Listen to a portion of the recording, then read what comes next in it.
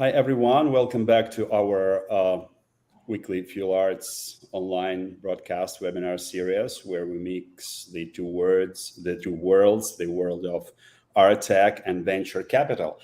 And today we have a webinar with the very tricky name, How to Invest in Web3. I mean, some might think that this name sounds like how to invest in Web3 for dummies. But yeah, actually, frankly speaking, we are all both investors and the startups and the art academies and art observers, art analysts. We are all dummies now because the Web3 as a term came to our life quite recently. So let's say 2021 seemed to be the year of NFT, but the NFT was later replaced with Meta as the key word since Mark Zuckerberg started using it. But from Meta, the tech world jumped into even more undefined term like Web3, and now it's all about Web3. So let's start with what is Web3 and understand it together, giving a small definition. So Web3, and you could also find the writing as Web 3.0, is a new generation of the evolution of the internet, which combines artificial intelligence and blockchain technology. So that's so very simple. But of course, blockchain, NFTs, metaverse, and cryptocurrency will play a key role in moving from Web 2 to Web 3. So NFTs make it possible to own digital assets and create unique experiences in the metaverse. And the question rises, where is the place of art and tech in Web3? So it's everywhere. As soon as an art and tech startup uses modern technologies and implements artificial intelligence or digital assets, or metaverse, so it's already in Web3. But to understand how to speak the Web3 language with investors, because it's the most important question for now, we decided to organize a special webinar speaking about fundraisers' approach to investments in Web3. And we are happy to present you our today's guest and investment professional, Jeff Eshleman. Hi, Jeff. Hello, thanks for having me. It's a pleasure. Cool. Hi, so currently, Jeff works as a managing director at Amadeo Global, but he has a long-standing experience in investment banking and capital raising activities. So we'll divide our webinar into three parts, like first talk about the fundraising issues for startups, then to give a clue to the investors how to invest in Web3, because wherever investors are investing at the moment, they're most likely investing in Web3. So it's quite that simple. And the third part, of course, everyone is interested in the consequences of the bear market trend and how it influenced and continues influencing the investments in the ecosystem of art tech and NFT startups. And of course, with me, my co-host, or maybe I'm the co-host of the charming Sonia Stapelbein from Fuel Arts. Of course, she is responsible for all the marketing and editorial work at Fuel Arts, being a project manager. Hi, Sonia. Hi, Jeff again. So let's move forward. Oh, by the way, Jeff, I just want to congratulate you with your recent purchase at the Evening Christie's auction. I know that you've purchased Andy Warhol's original piece. I didn't want to brag, but it's an authentic right there. So thank you. Anyway, yeah. Thanks for having Andy on your background. I also have a dead artist besides Whatever me. I can do to help. Huh? Whatever I can do to help. Yeah, sure. So let's move forward. And traditional, I'm asking the first question. So let's start with the basic fundraising rules for startups, Jeff. I mean, textbooks say talk less, listen more while talking to investors, or you should sound like an expert, but listen as a student. So how would you comment it, and how does it work in practice? Perfect. Great question. So first off, thanks for having me here again. I appreciate it. So a lot of people, especially like when you're looking at entrepreneurs or things like that are, startup founders, a lot of times they're focused more on themselves and talking about themselves versus actually understanding their potential investor or the fund that they're going to go to. So when you say, talk less, listen more, that's definitely true. I have a lot of people that will come to me on the side and hit me up for additional investments and stuff like that, but they don't really first look to see what I've invested in or what our fund is going to invest in. So I would actually tell for potential entrepreneurs, potential startup founders, obviously they have a love of their, they have an overly amount of love for their particular startup due to it being their baby, but they really need to focus on the other side that they're going to and what they're looking at doing, how you can help them, what they've invested in previously. Because at the end of the day, your story can sound good, but if it's not exactly what the other side is looking for, it's not going to really work out. And it's going to be, at the end of the day, a waste of time. So what I do, particularly when I've worked at funds, and I've looked for fund investments, contacting like LPs and things like that, I actually go in and spend time seeing what these guys have previously invested in, what kind of rounds they've done, what kind of segments they've invested in, so I know if I'll have a chance on the interest for them. Also, I've got a background in raising capital for individual companies, so when I'm looking at raising capital for a particular company itself, and I'm reaching not out to LPs, but to like venture capital funds, private equity funds, again, I'm doing my research before reaching out to them, which I think is the most important, the work that's done before you reach out to them, and find out what have they invested in, why have they invested in it, what are they looking to invest in, and sell them on not necessarily your particular story, but how you can help them with their portfolio and what they're looking to achieve. Right. I might have a very simple question, but I feel it's a very good question for everyone who's listening to us right now. Do you think it's less challenging to get like a small funding or actually like a large investment? So it's interesting because obviously, I've asked for small amounts at times. I've asked for big amounts at times. At the end of the day, I'm a true believer in a lot of it is monopoly money. What I mean by that is there's an unlimited amount of money. There's an unlimited amount of people that are looking for it.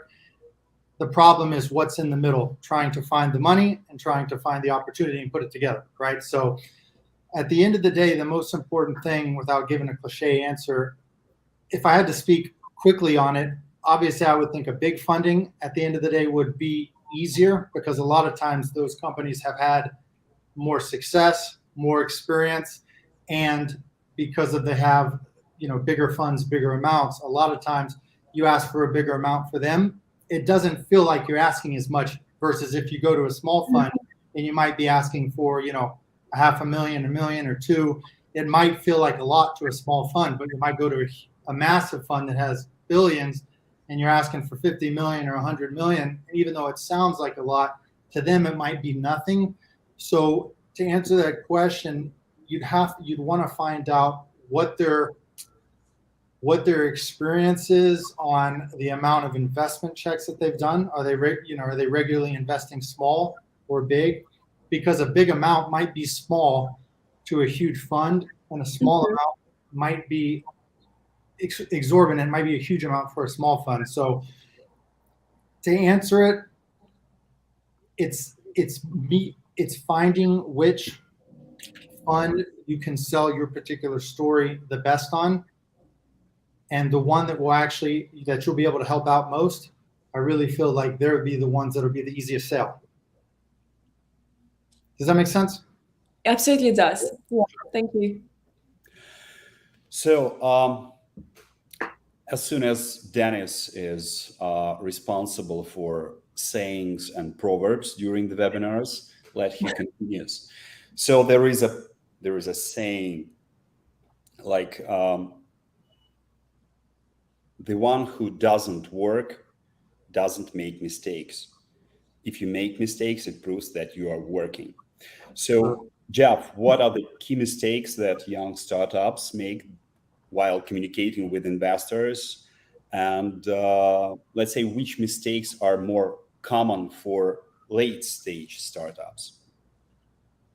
So I kind of touched on it a little bit with the previous answer, but one of the biggest mistakes is instead of focusing on the other side who you're trying to take the opportunity to, you're focused mainly on your particular self. And so people want to talk about themselves, but not how they can actually help the other side. So one of the biggest mistakes, for investors and for startup founders is like I said, really not knowing the other side. It's like, not to use a cliche, but it's kind of like dating. You want to find out, are you a right fit? You jump on a call, you find out if this is something that you can help each other both ways before, if you want to move to the next step and be more of like a serious relationship or a serious investment.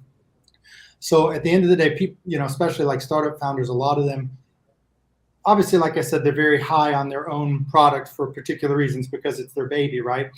But they're really undervaluing listening to what the other side is wanting, because if you listen, it's a very common thing where if you listen, you actually find out what they want, and then you can attack a point of attack and find out what exactly they're looking for, and then offer that.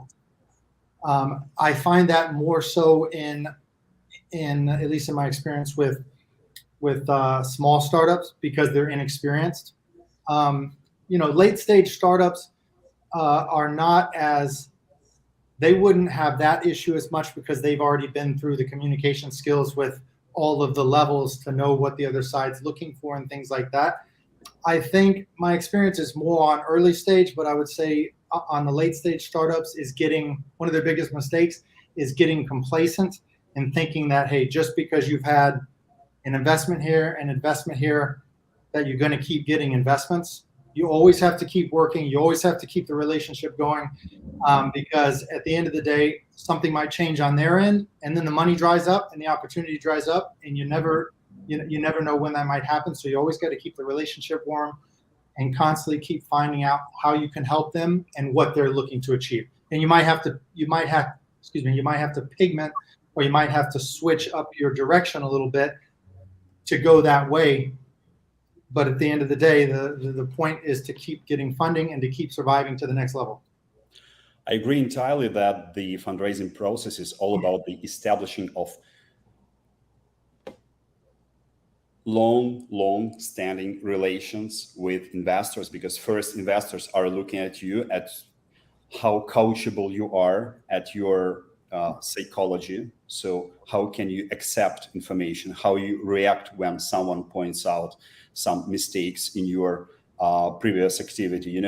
Jeff, as our common friend Katya Cohen says, never argue to investor. Even if during the elevator speech the investor says obvious things, don't tell him, yeah, I know that. Just be sure you are polite and reply to the investors like, thank you, I'll take it into consideration, and even pretend you are putting down those notes, and don't argue with them when they point out on some mistakes. Even if you have the right answer, don't put the investor in the position where he can consider himself to be wrong. So no, you're completely wrong. The things are not going this way. So yeah, thank you. I'll take it. If I could say one thing that I just realized, one big thing that a lot of people need to become better at is listening and accepting criticism, because you don't always know everything. And even people that have been super successful, you realize that nobody really knows everything. So you have to be open to criticisms, you have to be open to opinions, and you have to be open to changing. And if you don't, you'll probably die out if you're just so hard-headed and you're not willing to change. So I agree with that. Jeff, and I was wondering, are there any rules for fundraising in low market? Like what startups should know when they're fundraising in a low market? So, it's an interesting question. Obviously, I would love to say there's a magic trick to raise a ton of money when the market's low, but there's not. That's why relationships, again, going back to the same thing, there's just a few things you really need to know about to continuously be successful. Opportunities, relationships. Because if you look at in like a low market and you have relationships with these people, they're still going to be looking to do investments, but those investments that they're going to do, especially if the market's in a turmoil at a low point, those investments that they're going to do and those follow-on investments, those are going to be with people that they're close to and that they're comfortable with. And so, let's say, how would I say this? If you have a lot of great established relationships, you can weather the storm easier when you need to go for additional funding and things like that. That's on the financial sense. To answer your question on raising capital when the market is slow or not that great, it definitely can be tough. There's no secret, like I said, to magically raising a ton of money. I wish I had the answer. I've experienced it as well when I'm raising for funds and for companies. Even if you have a great product, even if you have a great company, even if you have great returns, if the market sucks, it's going to be hard. Because if there's one thing people don't, and I see that a lot during this market, there's one thing that people don't like investing in, it's when they don't really know what the market's going to do, which is what is happening now. People have no problem investing in a great market if they know it's going to be great. People have no problem investing in a bad or a down market if they know that it's going to be like that, so that they can prepare. The problem is when you don't really know, is it going to be good? Is it going to be bad? That's why people are kind of waiting out. So for startups, obviously, you have to focus on, balance sheet, having a good position so that you can outlast some of the times. Because at least in my experience, I haven't been doing it too long, but I've been around the markets for about 20 years. And there's definitely been times where stuff dries up, market crashes, and the ones that are still there in the end are not necessarily the best ones. They're the ones that were in the best situation and put themselves in the best situation to be able to handle it. So hopefully that answered the question. Absolutely. Yes, and Jeff, before our webinar, you had a chance to look through some abstracts from our upcoming report. And for instance, we shared with you the data that over 22 billion were accumulated by specialized Web3 funds, more or less ready to deploy money in Web3 startups and art tech and NFT startups in particular. But up to date, no more than 7% were invested only from that amount. So in your opinion, what are investors waiting for, and what should startups prepare for? So it's a great question. It kind of goes right into how I finished the last question about how that's why relationships are so important, almost more than the story and almost more than the financial results. Because in times like this where you've probably heard headlines, various, especially in like the Web3 and crypto, they're having humongous fundraising amounts, yet they're not being deployed. There's record levels of dry capital. That's because, they're still unsure of the market. They're still unsure of where it's going. And so, you could easily argue that it's going to go up a lot. Speaking mainly, crypto, you could easily argue that it's going to go back down. So people are waiting it out.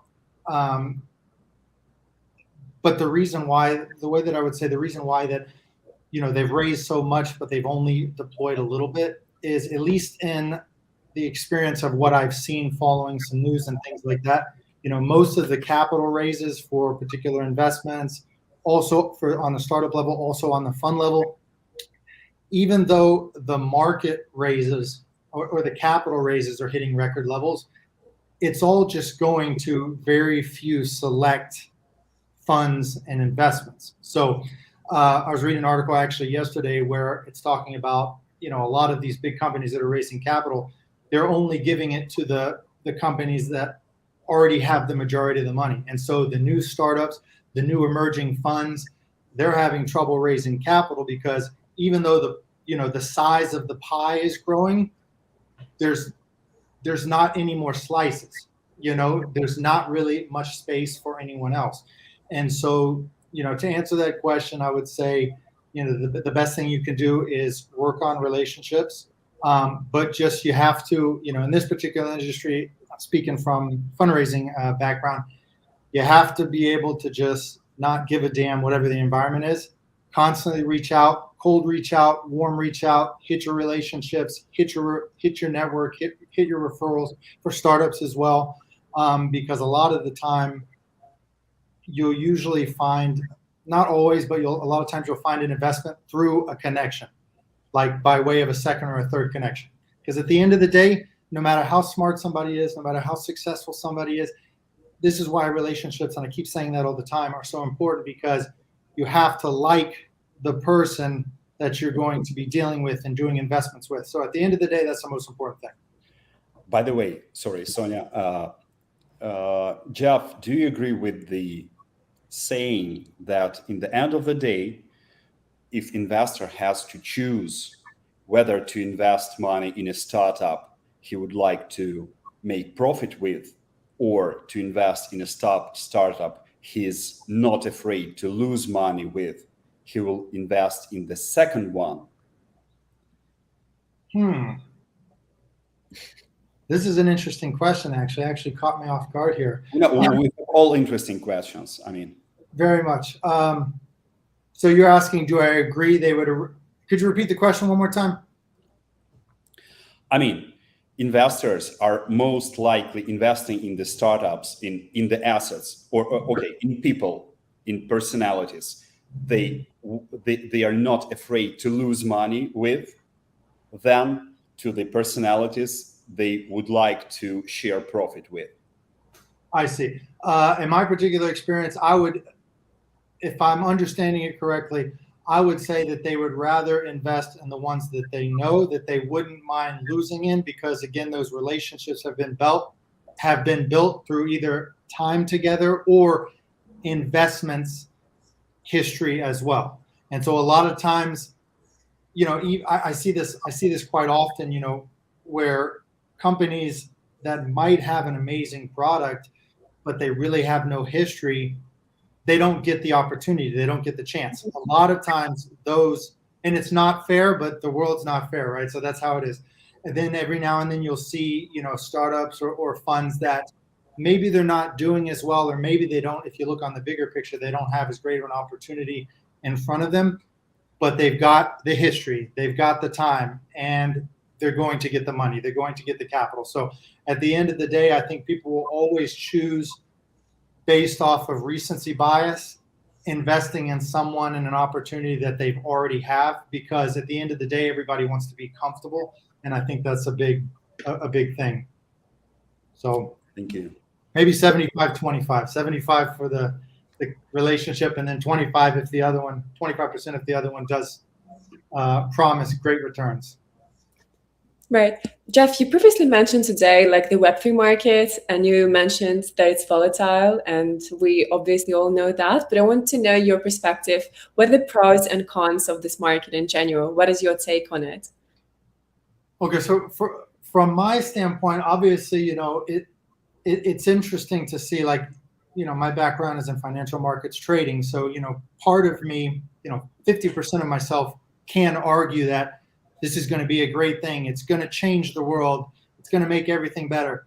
Mm-hmm. And then part of me, due to my experience of seeing a ton of asset bubbles on my limited experience, part of me can also argue that it's acting just like other financial bubbles, and it looks like it could crash and things like that, right?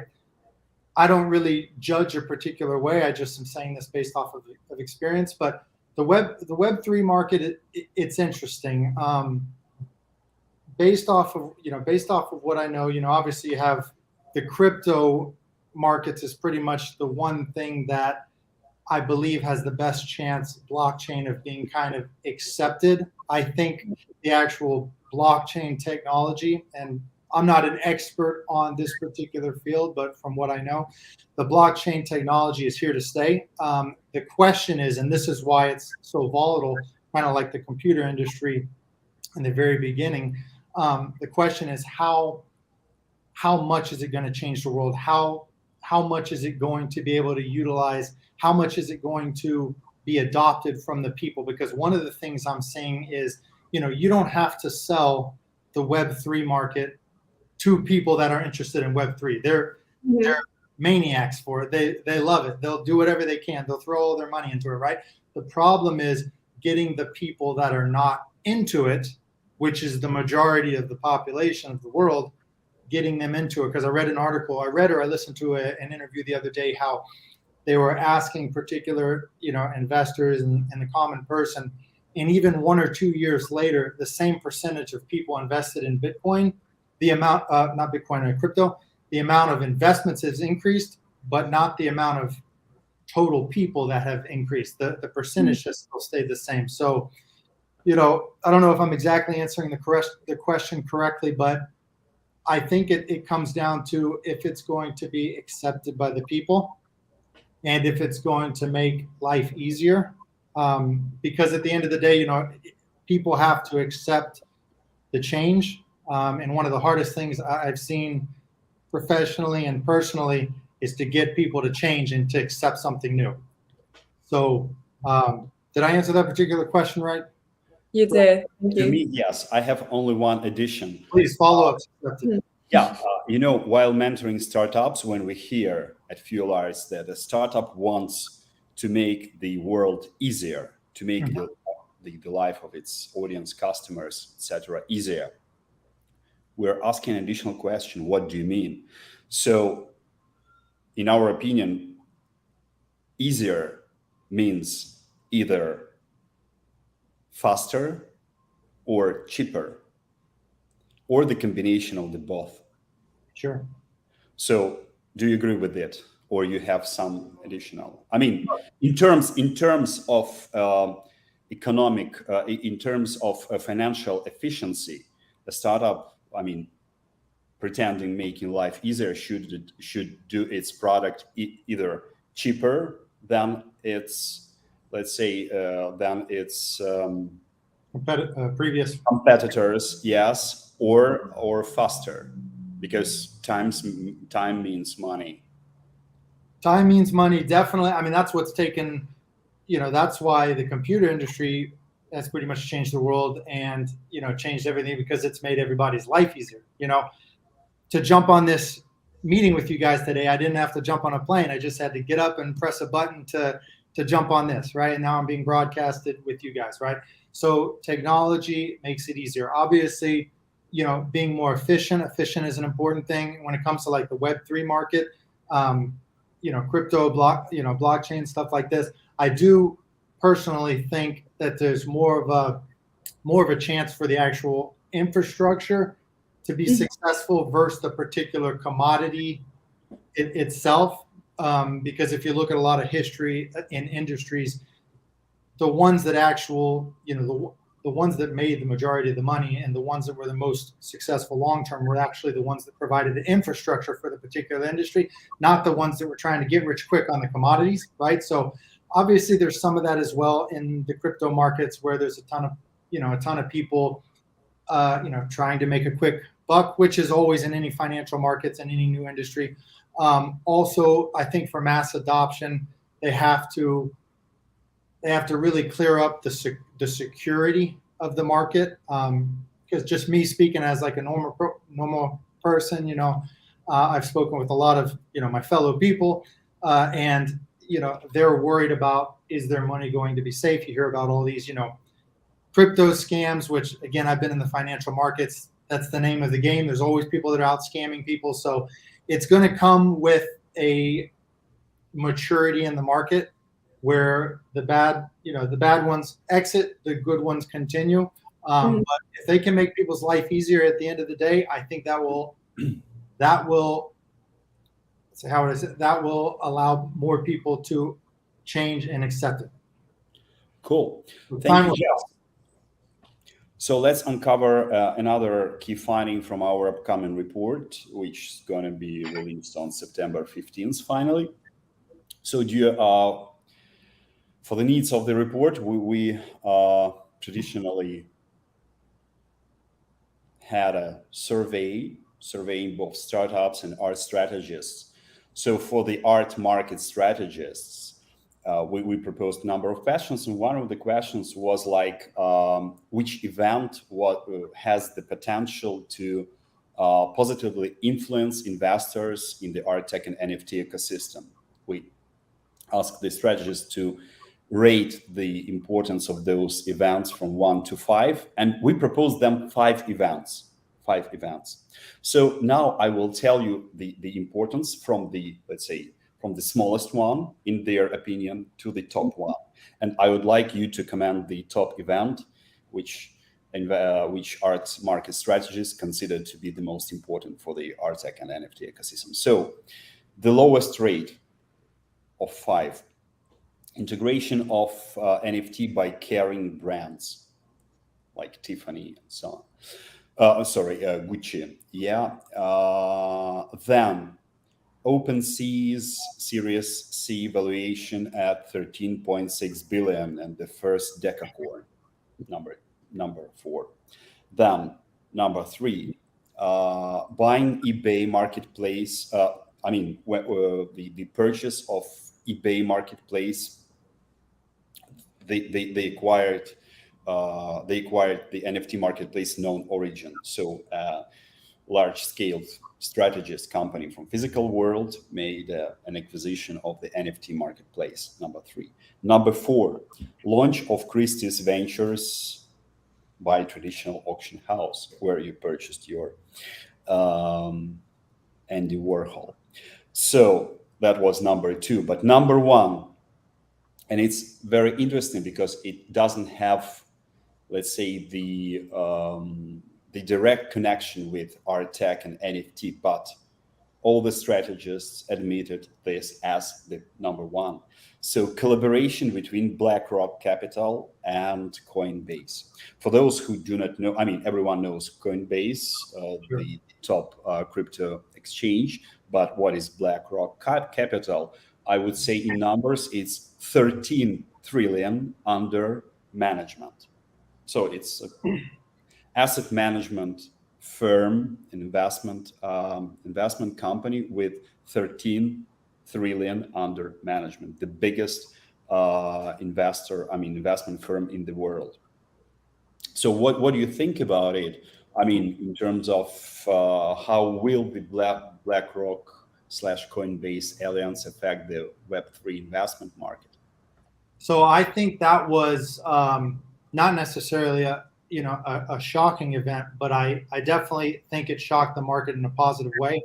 BlackRock, obviously being the world's biggest asset manager, has a lot of history, a lot of connections, and so with something like that, I think it pretty much validates BlackRock's purchase of Coinbase. Obviously, it validates, I think, the blockchain in a great way. I think it validates crypto in a positive way. It obviously validates Coinbase's program, which has, I think they have like 95% market share or something like that. So it validates that.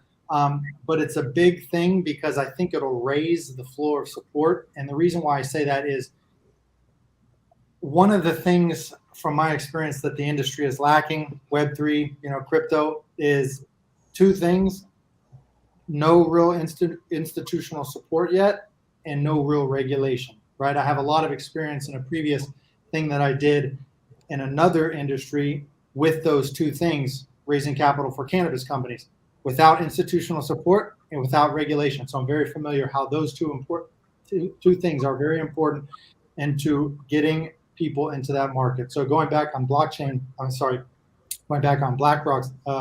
alliance with that.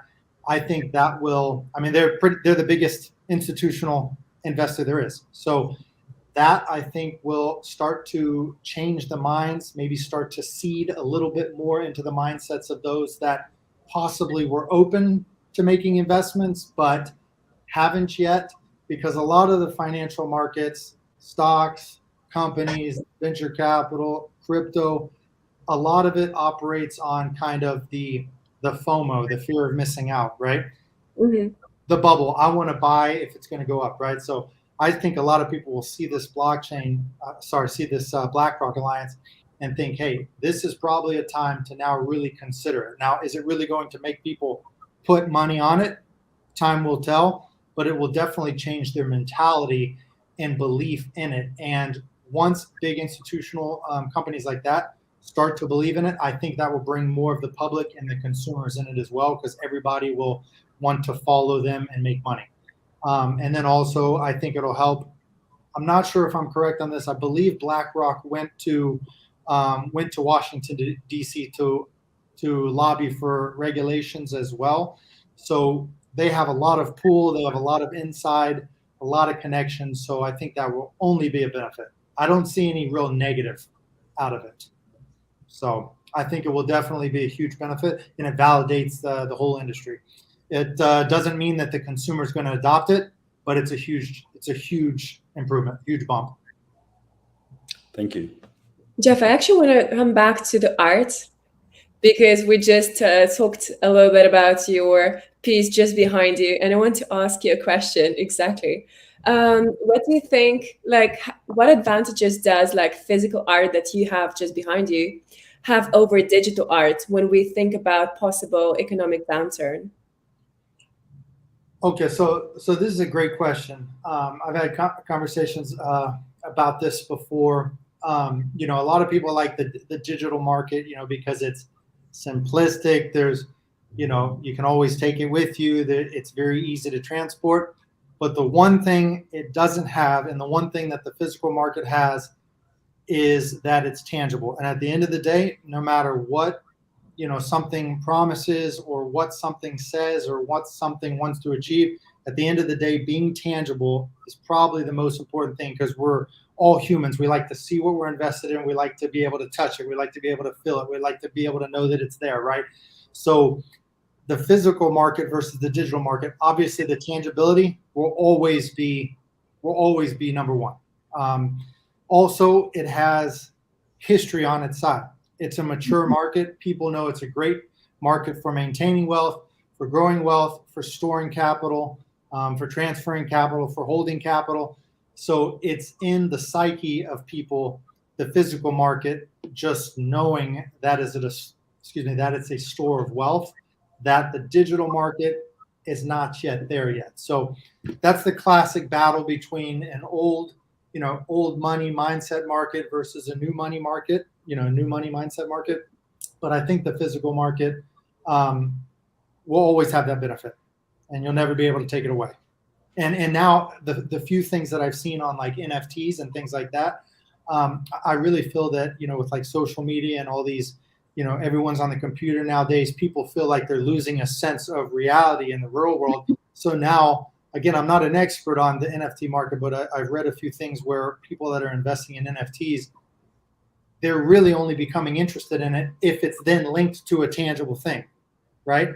So it's funny, because you want to have that tangible thing linked to a non-tangible asset to gain more interest in it. So that's my particular thoughts on that particular situation. Thank you. Thank Sure. you, Jeff. Let's a bit change the angle of Sonia's question. I'd like to personalize it more. You're currently living in Miami Beach. Congratulations. So you've probably noticed that since the pandemic, a lot of traditional collectors, they have moved to South Florida. And in the last couple of years, many branches of top galleries have opened there. And more art-related services have appeared. And at the same time, many investors in art tech, NFT, and now in Web3, sooner or later, they come to collecting, whether that's physical or digital art. So on the one hand, this way they better immerse themselves in the subject of their investments, which is very important. I believe you agree with it. Infrastructure startups who are dealing with art tech and NFT. But on the other hand, a lot of investors, they simply cannot resist being carried away by art on an emotional level. So getting back to your personal experience, Jeff, what needs to happen to you to buy art? Or as soon as you have several art pieces in your possession, what motivates you to continue buying art besides investment activity and fundraising activity? Sure. Obviously, if you're looking at, the market, digital and physical mainly, for particular investors, like real investors that are putting a bunch of money on it, obviously the first thing they do it because they love it. They also want to be able to make money on it. But I think like anything, there has to be a story, not to sound cheesy, but it kind of has to touch you in a way. It has to kind of, you have to kind of vibe with it. I know some people that really, and especially living down here in Miami Beach over the last, year and a half, them trying to bring art galleries are opening all over the place. Just one opened a couple of weeks ago down the street, physical mainly. There's a digital one. But what I've seen a lot of, they're trying to bring down all the Bitcoin conferences, all the crypto conferences with digital assets and things like that. To answer it on my particular, for me particularly, I keep it very simple. I like art that I think looks nice, that has a little bit of a message. Me particularly, I can't really get in depth on, the background of this piece or the meaning culturally of this piece or what this piece means. Me, I like pop art, partly because it's new, partly because, I'm young enough to kind of understand the history of it as well. So a lot of times you'll, at least what I've seen, older clientele will invest in older because they have, older artists because they have a little bit more of that history. Younger clientele, younger investors will invest in younger because it's, new, it's something they can relate to kind of, they were still fairly alive during it and things like that. But for me, I've always liked, I've liked pop art. So I like, Warhol, Lichtenstein, things like that. Banksy on like, street art, things like that, because it has a little bit of a political message and a little bit of a, I don't know, it's just some of it can be shocking and some of it can be so simple. And it just goes to show you what, what marketing can do and how commercial, especially the United States is. That's what Warhol was trying to portray, about the commercialization of everything, and everything's about money and marketing and things like that. So me particularly, I buy what I like. I buy what I think looks cool and what I actually want to look at, especially if it's going to be in my, my condo 24 hours a day. So I got to be able to like what it looks like as well. So you might be a frequent visitor of a Lumia gallery at Lincoln Road because they have a nice lineup of exquisite prints and limited editions, especially in pop art. I've been to it one time. I'm not super familiar, but I've been to it one time. So yeah, I buy what I like to look at, but if you have any information on an art piece that's going to make me a lot of money, if I don't like it, I'll buy it for that purpose as well. Absolutely. And I want to switch the topic a little bit, and I want to ask your professional opinion on this matter. Like, what would you recommend, like how startups and investors can professionally monitor the market? Like, what should they look at? Okay, so I'll say from my experience, right, when I am, and this will carry over for, you said for startup founders and for investors. For startups and investors both, yeah. Okay, so for my particular, like I said, a lot of times I'll raise money for companies. So I'm reaching out to LPs and investors. And then sometimes I'm raising money for funds. So I'm looking for startup founders, right? Opportunities.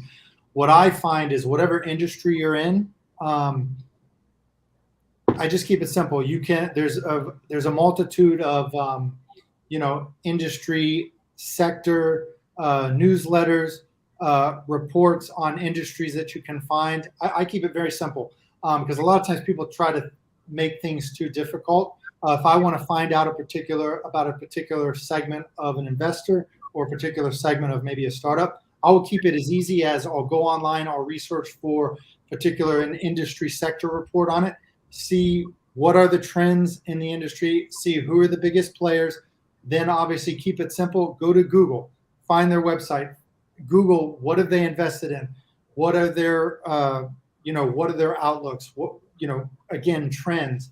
And because at the end of the day, everything's based off of trends and information. So for me, I even though I don't have a ton of knowledge on a massive amount of subjects, I have an overall decent amount of knowledge on a lot of subjects because I read a lot of various reports just from a high level on various subjects. And then obviously the ones that I'm very interested in, I dig down deeper and look at who's leading that industry, what are the top companies, and then what are the deals. And when you find, you can go as simple as like Google and look at like the news of the deal, find out who invested in that deal, why they invested in that deal, and you'll start to see trends and you'll start to see what might be coming up, how people are starting to position for potential future. So you just got to keep it simple and you just got to search for what you want to find. Great. Thank you, Jeff. That was really inspiring. I mean, I have only one simple, silly question, and please feel free to make it easy. Give us a simple, silly answer. So let's say you're going outside to Collins Avenue or Lincoln Road or go to Brickell in Miami. You know the city well. Huh? You know the city well. Yeah, my feet know the city well. So, and hopefully soon my bike will know the city well. So the question is, so you're in Brickell and a guy comes to you, says, "Oh, Jeff, hi, I saw your interview recently at Fuel Arts website, a YouTube channel. And as soon as this interview was titled How to Invest in Web3, I'd like to ask you one simple question. So how to invest in Web3? Could you put it simple? So how could you summarize all that in one phrase?" You left the best for last. So, so how would I efficiently answer how to invest in Web3? Efficiently, yes. But at the same time, efficiently, not only to satisfy the person, but also to help him, as you always do. Well, obviously, Web3, pretty much the long story short, it's the decentralization, taking power out of a central authority and putting it into the hands of the people, right? If we had more time, I could argue both ways on that for another 20 minutes.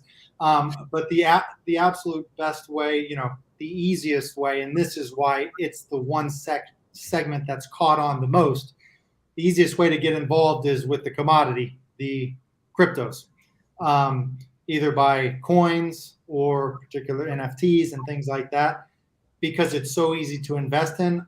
It's very hard for the average person if they don't have the connection to invest in infrastructure. You'd actually have to have the money and the capacity and the background to invest in startups. So if somebody came off the street and said, "Hey, what's the easiest way to get a piece of this? I think it's going to be huge." Obviously, the easiest way is cryptocurrency, which is why the majority of people that have some investment in Web3 have done crypto, but has also added to a little bit of a bubble aspect of it as well, because that's the only way for the majority of people to invest in it. If there was a simple way to invest in infrastructure and people knew about it, I think they would go that route.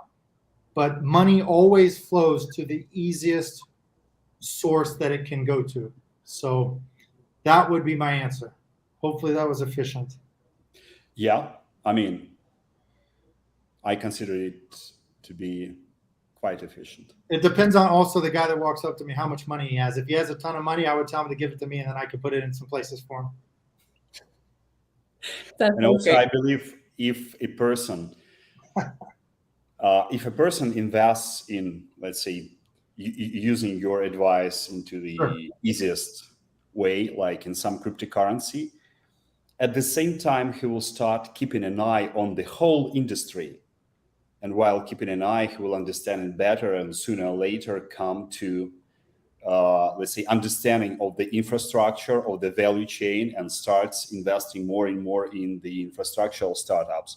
So your reply has a surprise, has an internal surprise, in my opinion. If I could say one thing, that's why I think going back to the BlackRock alliance, I think can be such a good thing, because if that continues, BlackRock with Coinbase, that'll really change people's mindsets to think that, hey, if the institutions are getting in this, there might be a better chance for it to be successful in the future, which then will change the common person's mindset to, maybe I should put a little bit of extra capital into this. Maybe I should put just a small piece into the market. Because a lot of times the only real way to know something is to have a little bit of equity in the game, even if it's a small investment, $100, $500, right? Because then you're really never going to focus and care about something if you don't have a connection to it. So I think that'll change a lot of people to put a little bit of money into the game, and then with that, with more investors will come with more knowledge, with more people searching for it, with them telling other people. And then I think it will expand to the potential better thing for the future. So I agree with what you said about that. Thank you. I believe that's the perfect finish for the online broadcast, because you made a very efficient spot. I tried to. Or better say three sports. Also, based off of my experience, I'll say one last thing in investments. For those that might be new to the industry, right? If you're investing just to make a quick buck, you might be disappointed. You have to invest in the long game, and you have to be able to weather certain things. Because even in industries, going back with my financial market experience, that have been very successful, they've always had up and downs. So that's not necessarily a bad thing. It's just how the markets work. So invest what you can. And that's what my suggestion would be. Thank you, Jeff. Thank you, Jeff. That was really inspiring, amazing. And thanks again for jumping to our webinar. Appreciate it. Thank you for the invite. I enjoyed it. And let me know if you need anything else. Sure. Let's meet in Miami soon. Hey, I'll be here. Okay. Thanks, everyone. So looking forward to see you again next Thursday with another special guest. And let's, trust in Web3, which is actually surrounds us, even if we do not notice that. Thank you.